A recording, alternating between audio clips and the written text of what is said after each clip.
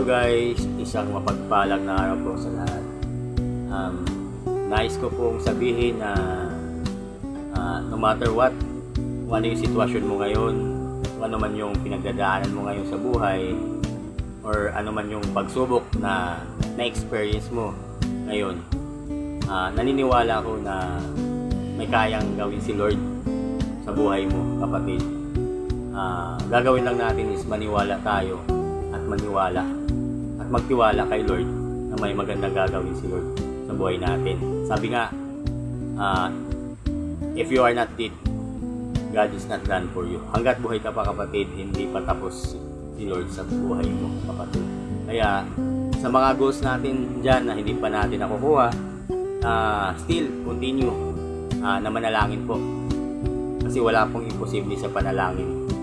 May nagagawa po yung panalangin natin na hindi natin kayang gawin. Okay po?